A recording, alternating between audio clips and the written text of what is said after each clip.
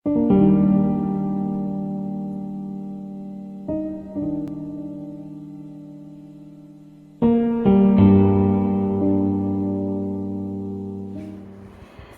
Everyone, नमस्कार।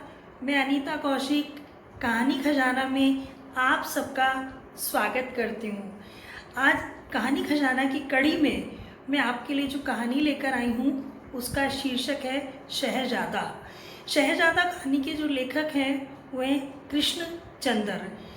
कृष्णचंद्र का जन्म सन 1914 में पाकिस्तान में हुआ था और भारत विभाजन से पहले ये उर्दू के लेखक थे। उसके बाद भारत विभाजन के बाद इन्होंने हिंदी में लिखना शुरू किया। इनकी बहुत सी कहानियाँ और उपन्यास बहुत ज़्यादा प्रसिद्ध हुए और इन्हीं की कुछ इन्होंने बॉलीवुड में हिंदी फिल्मों में अपनी पटकथाएँ भी लिखी। तो चलिए हम कहानी शुरू करते हैं। शहजादा। शहजादा कहानी एक ऐसी लड़की की कहानी है जिसने जीवन भर संघर्ष किया और फिर उसने सफलताओं को भी पाया, लेकिन वो एक अधूरी सी ही रह गई। तो कहानी शुरू करते हैं हम। शहजादा। सुधा खूबसूरत थी न बदसूरत, बस मामूली सी लड़की थी। सांवली रंगत, साफ सुथरे हाथ पांव, स्वभाव की ठंडी मगर घरेलू, खाना पकाने में होशियार, सीने परोने में दक्ष, पढ़ने लिखने की शौकीन, मगर न सुंदर थी न अमीर और न ही चंचल। मन को लुभाने वाली कोई बात उसमें न थी, बस वह तो एक बहुत ही शर्मीली सी और शांत प्रकृति वाली लड़की थी। बचपनी में अकेली खेला करती थी, मिट्टी की गुड़िया बनाती और उससे बातें करती रहती। जब कोई दूसरी लड़की उसके पास आती तो गुड़ियों से बातें करते करते चुप हो जाती। जब कोई शरीर बच्चा उसका घरौंदा बिगाड़ देता तो चुपचाप रोने लगती और रोकर खुद ही चुप हो जाती और थोड़ी देर में दूसरा घरौंदा बना लेती। कॉलेज में भी उसकी सहेलियां और मित्र बहुत कम थे। शर्मीला स्वभाव अभी तक उसके साथ चला आ रहा था, जैसे उसके माता पिता की गरीबी ने बढ़ावा दे दिया हो। उसका बाप जीवन राम नथुमल वॉच मर्चेंट के यहाँ चौक की दुकान पर 30 साल से सेल्समैन चला आ रहा था। उसकी स्थिति ऐसी न थी कि वह अपनी बेटी को कॉलेज की शिक्षा दिलवा सके। इस पर भी जो उसने अपनी बेटी को कॉलेज में भेजा था तो केवल इस विचार के से कि शायद इस प्रकार उसकी लड़की को कोई अच्छा पति मिल जाएगा। कभी कभी उसके मन में ये विचार भी आता था कि संभवतः कॉलेज का कोई अच्छा लड़का ही उस पर मोहित हो जाए, मगर वह सुधा की सूरत देखता, झुकी हुई गर्दन देखता, सुकड़ा हुआ सीना देखता, खामोश निगाहें और उसके कम बोलने का अंदाज़ा करता तो एक आह भर के चुप हो जाता, जो अपना हुक्का गुड़गुड़ाने लगता। सुधा के लिए तो कोई वर घेर घार कर लाना होगा, मगर मुसीबत यह है कि इस तरह के वर बहुत दहेज मांगते हैं। उसकी हालत ऐसी न थी कि वह बहुत तो क्या थोड़ा भी दहेज दे सके। विचारों के भाव में बहते बहते उसने यह भी सोचा कि आजकल प्रेम की शादी बड़ी सस्ती रहती है। अब मालिक राम की बेटी गोपी को ही देखो, बाप हेल्थ मिनिस्ट्री में तीसरी वर्ग का क्लर्क है, मगर बेटी ने एक लखपति ठेकेदार से शादी कर ली जो उसके साथ कॉलेज में पढ़ता था। बाप क्वार्टरों में रहता है, मगर लड़की एयर कंडीशनर मोटर कार पर बैठकर अपने मैके वालों से मिलने आती है। हाँ, मगर गोपी तो बहुत ही सुंदर है और हमारी सुधा तो बस ऐसी है जैसी उसकी माँ। उसके लिए तो किसी वर को घेरना ही पड़ेगा, जिस तरह सुधा की माँ और उसके रिश्तेदारों ने मुझे घेरा था। 2-3 जगह तो सुधा की माँ ने बात चलाई, मगर वह बात आगे न बढ़ सकी। एक बार तो उसने ग्रह इतनी मजबूत बांधी कि लड़का खुद घर चलकर सुधा को देखने आ गया, मगर सुधा उसे पसंद न आई। लड़का स्वयं भी कौन सा अच्छा था, मुआ चेचक मारा, ठिगना सा उस पर हक लाता था। जामुन का सा रंग, मगर लड़की गोरी चाहता था और दहेज में एक स्कूटर मांगता था। यहाँ सुधा का बाप एक साइकिल तक न दे सकता था, इसलिए मामला आगे चलता भी तो कैसे चलता। मगर यह सुधा के बाप को मालूम नहीं था कि उस कुरूप डिगने के मना करने पर सुधा कितनी खुश हुई थी। वह और उसके बाद भी 2 वर्षों में जो भी लड़के उसे देखने के लिए आए और इनकार करके चले गए, उन सब की सुधा कितनी दिली दिल से आभारी थी। वह ऊपर से जितनी शीतल थी, अंदर से उतनी ही ज्वालामय थी। ये कोई नहीं जानता था कि सुधा के विचारों की उड़ान कितनी ऊंची और विशाल है। अपनी तंग और अंधेरी दुनिया से बाहर निकलकर उसकी कल्पना कैसी कैसी सुंदर जगहों पर उसे ले जाती थी। इस बात को न तो उसका बाप जीवन राम जानता था और न उसकी माँ मगधी जानती थी कि सुधा अपने हृदय के अंदर एक चमकती हुई जिंदगी छुपा रखी थी। जिस प्रकार गुदड़ी में लाल छुपा रहता है, और यह तो हमारी कहावत है, क्योंकि एक मैले कुचैले बनिए को देखकर कभी भी ऐसा नहीं लगता कि इस आदमी के पास इतना धन होगा। इसलिए तो वह लजीली थी। वह अपा भेद किसी को ना बताए, शायद लोग उस पर हंसेंगे, और जो कुछ वह सोचती थी वह सब कितना विचित्र होता था। ये कॉलेज की सुंदर सजीली लड़कियां अगर उसके रूप की मोहिनी देख लें तो धक से रह जाएं, और ये लंबी लंबी कारों वाले देवताओं की भांति इठलाते युवक अगर उसके रॉकेट जहाज देख लें तो आश्चर्य में खो जाएं। ये मेरी और देखते भी नहीं, और ठीक भी है। घर की धुली सलवार और सिलवटों वाली काली फ्रॉक पहनने वाली ऐसी लड़की को वे भला क्यों देखेंगे। तो मैं भी उन्हें क्यों बताऊंगी कि मैं क्या चाहती हूँ। पिता कभी कभी गुस्सा होकर माँ के ऊपर गुस्सा होता था और बोलता था, तूने कैसी लड़की जनी है। जीवन राम कभी कभी मगधी को सुनाने लगता था। हर वक्त चुप रहती, हर वक्त नज़रें नीची रखती, हर वक्त काम में जुटी रहती, उसके मुंह पर कभी हंसी नहीं देखी। अब कपूर साहब की लड़कियों को देखो, हर वक्त फूलों की तरह महकती रहती हैं, हर वक्त तो बाग बनाए रहती हैं, और ये कि सुधा है। जीवन राम अखबार पटक कर चुप हो गया। मगधी बाहर आने सेर वाला चावल और चने की पतली दाल उसके सामने रखती हुई कहती, उन बच्चियों की बात मत करो, उनके पास 2 फ्रॉकें हैं, और कपूर साहब की लड़कियों के दिन में 2 सूट बदलती हैं। ये कभी आपने सोचा है। जीवन राम दांत पीसकर चुप हो जाता। उसके मन में अनेक प्रश्न उभरते। ये चावल इतने मोटे क्यों हैं, ये दाल इतनी पतली क्यों है, उसकी बीवी हर वक्त चूनी खसोटी सी क्यों नज़र आती है, उसकी बच्ची हर वक्त चुप क्यों रहती है, लोग दहेज में स्कूटर क्यों मांगते हैं। बहुत से प्रश्न पतली दाल के चनों की तरह उसके मस्तिष्क में खुदकने लगते। मगर जब उन प्रश्नों का कोई उत्तर न मिले तो उन्हें पतली दाल की तरह ही पी जाना चाहिए। इंटर पास करके जीवन राम ने सुधा को कॉलेज से उठा लिया।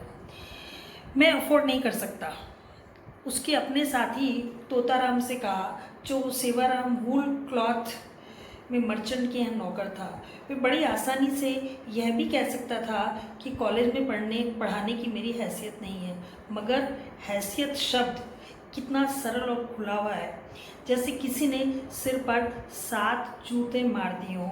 और एफर्ट में कितनी गुंजाइश है। वैसे अपनी भाषा में कभी कभी विदेशी और अजनबी शब्द भी प्रयोग कर लेने से कितनी बचत हो जाती है। बिल्कुल ऐसे जैसे घर में कोई अजनबी आ जाए तो घर के लड़ाई झगड़े पर उसी वक्त पर्दा पड़ जाता है। तुम्हारी पेला तो अभी कॉलेज में ही पढ़ती है ना, उसने तोताराम से पूछा।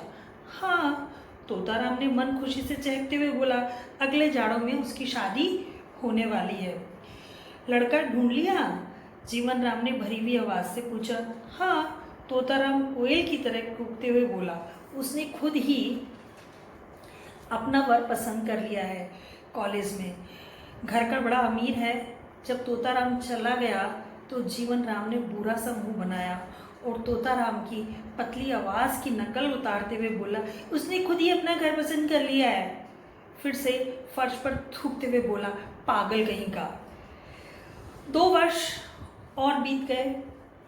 सुधा अब आफिस अली रोड पर एक फर्म में टाइपिस्ट थी। वह पहले से भी ज़्यादा शांत, स्वभाविनी और मेहनती हो गई थी। घर की हालत भी अच्छी हो गई थी क्योंकि सुधा घर में 200 रुपये लाती थी। ऑफिस में काम से छुट्टी पाकर वह स्टेनो का काम सीखने जाती थी। बीए करने का इरादा रखती थी। घर की हालत थोड़ी सुधरने पर जीवनराम और मगधी ने सुधा के वर के लिए ज़्यादा भरोसे से कोशिश करनी शुरू कर दी। वे सुधा की तनख्वाह में से बहुत कम खर्च करते थे और स्कूटर के लिए पैसे जमा कर रहे थे। बहुत दिनों के बाद जीवनराम एक लड़के के माता पिता को स्कूटर का लालच देकर घेरने में सफल हुआ। मंगनी की रकम, शादी का दहेज, दहेज की नकदी, सारी ही आवश्यक बातें जब तय हो गई तो मोती, जो लड़के का नाम था और वास्तव में शक्ल सूरत से मोती ही था, मोती की तरह ही उजला और सुंदर था, अपनी होने वाली बीवी को देखने आया। मोती ने गहरे ब्राउन का ऊनी सूट पहना हुआ था। उसकी सुनहरी रंगत पर उसके काले घुंघराले बाल बहुत ही सुंदर मालूम होते थे। उसकी कमीज़ के कफ से बाहर उसके हाथ बड़े मजबूत और सुंदर लगते थे और जब वह सजी सजाई सुधा की तरफ देखकर मुस्कुराया तो अंदर ही अंदर उस अबोध लड़की का हृदय पिघल गया और चाय की प्याली उसके हाथों में बजने लगी और बड़ी मुश्किल से वह चाय की प्याली मोती को भेंट कर सकी। मोती चाय पीकर और धन्यवाद देकर बड़ी नम्रता से विदा हो गया अपनी बहनों के साथ। दूसरे दिन उसकी बहनों ने कहला भेजा, लड़की पसंद नहीं आई। उस रात सुधा सो न सकी। रात भर उसकी आंखों में मोती का सुंदर मुखड़ा और उसका बलिष्ठ शरीर डोलता रहा। रात भर मोती के हाथों का हल्का सा स्पर्श उसकी आत्मा को गुदगुदाता रहा। लड़की पसंद नहीं, मगधी गुस्से में साग को कढ़ाई में भूनते हुए बोली, और खुद तो बड़ा इंद्र है, अपनी रंगत पर बड़ा इतराता है, मगर पकोड़ा ऐसी नाक नहीं देखता और अपनी निगरों जैसे घुंघराले बाल नहीं देखता, अपनी बहनों को नहीं देखता। एक तो भैंगी थी, सफ़ा भैंगी, दूसरी पाउडर सुर्खी में लिपटी हुई सूरत की गुड़िया सी लगती थी। तीसरे के बाल देखे थे तुमने, जैसे बनिए की बोरी के फूसड़े। लड़की पसंद नहीं। ये कहकर उसने इतने जोर से कढ़ाई में करछी चलाई जैसे वो साग के स्थान पर उस लड़के को भून रही हो। सुधा को ऐसा लगा कि उसके घर वालों बल्कि घर के बाहर मोहल्ले वालों और शायद ऑफिस वालों का भी विचार यही था कि सुधा कुछ अनुभव ही नहीं करती। वह ऑफिस में काम के लिए बहुत ही उचित और उपयोगी लड़की है। न किसी से प्रेम करे, न किसी को प्रेम की दावत दे। दिन प्रतिदिन उसकी आंखें मैली, होठ सिकुड़े हुए और चेहरा धुआं धुआं होता जा रहा था। उसकी सूरत ऐसी ठंडी और ठस निकल आई थी कि उसे देखकर किसी बर्फ़ खाने का शक होने लगता था। क्लर्क आपस में कानाफूसी करते हुए कहते, जो आदमी सुधा से शादी करेगा उसे पहाड़ पर जाने की ज़रूरत नहीं पड़ेगी। इसलिए मोती के मना करने पर सुधा के दिल पर क्या बीती ये किसी को मालूम न हो सका। पहली बार उसने जीवन में किसी को दिल दिया था और यह किसी को मालूम नहीं था होता भी कैसे। और सुधा कहती भी क्या किसी से कि जिसे मैंने चाहा वह मुझे देखने आया था और नापसंद करके चला गया। लोग तो प्रेम में रोते हैं, वह बेचारी कुछ भी नहीं कह सकती थी। उस दिन ऑफिस में उसने ओवर टाइम किया और जब अंधेरा काफ़ी बढ़ गया तो वो ऑफिस के बाहर निकली और अपने भूरे रंग का पर्स झुलाती हुई सामने के आसिफ अली पार्क में चली गई और एक बेंच पर अकेली बैठ गई। यह पार्क दिल्ली गेट के सामने एक छोटा सा शांत कोना था। कुछ पेड़ थे, कुछ बेंचें थी, कुछ घास के टुकड़े थे और उनके चारों ओर ट्रैफिक का शोर था। मगर आज वहाँ खामोशी थी। सुधा हर रोज़ यहाँ आती थी और आधा पौना घंटा अकेले बैठकर सुस्ताती थी। थोड़ी देर के लिए अपने विचारों की लहरों पर दूर तक तैरती हुई निकल जाती। उसे अकेलेपन से डर न लगता था, वह उसका एकमात्र सहारा था। अंधेरे में उसे डर न लगता था, बल्कि अंधेरा उसका मित्र था। गुंडों से उसे डर न लगता था। जाने उसके व्यक्तित्व में कौन सी ऐसी बात थी कि गुंडे भी उसे दूर से सूंघकर चल देते थे, कतरा कर निकल जाते थे। आज अंधेरा गहरा था और पेड़ के नीचे गहरी खामोशी। पत्थर की बेंच भी खूब ठंडी थी।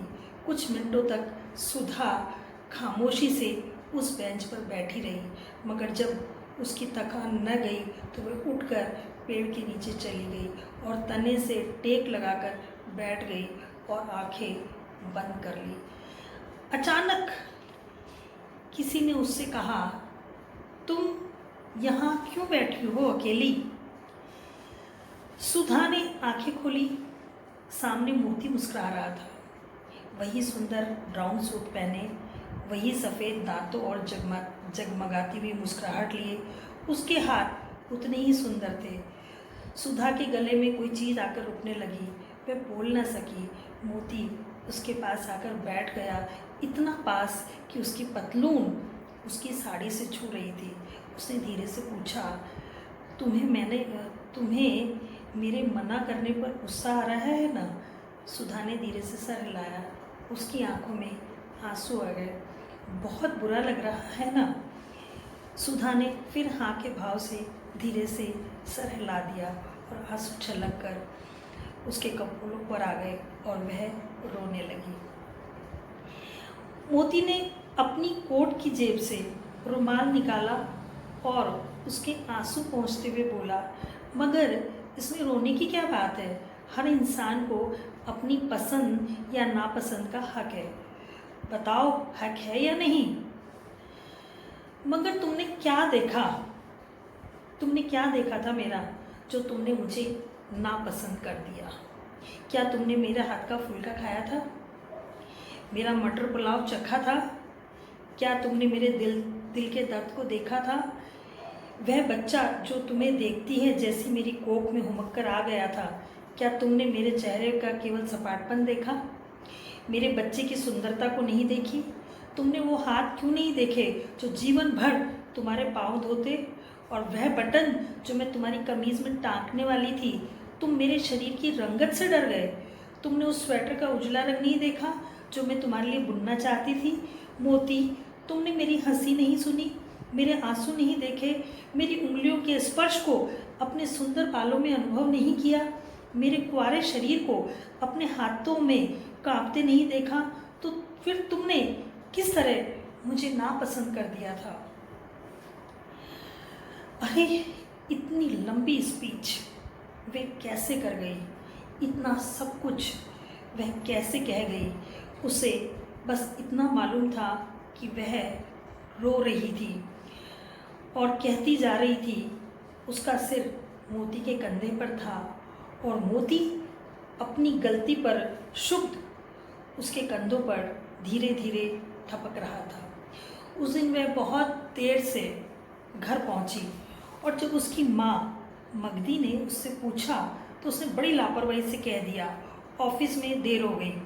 फिर पर्स को जोर से झल्लाकर पलंग पर फेंक दिया और इस भरोसे से खाना मांगने लगी कि उसकी माँ चौंक गई, उसका बाप चौंक गया। आज सुधा की रोई हुई आंखों की तह में खुशी की एक मध्यम सी रेखा थी, जैसे गहरे बादलों में कभी कभी बिजली कौंध जाती है। मगदी ने अपने होठ चबाकर चतुर नजरों से अपने पति की ओर इस तरह देखा जैसे उसने अपनी बेटी का रहस्य भांप लिया हो। जीवन राम ने भी एक पल के लिए खुशी की नज़रों से अपनी बेटी की तरफ देखा, फिर अपनी थाली की ओर आकृष्ट हो गया। जरूर कोई बात है, और सुधा चूंकि स्त्री है इसलिए इस बात की तह में जरूर कोई मर्द है। ऐसा दोनों पति पत्नी ने उसी क्षण सोच लिया।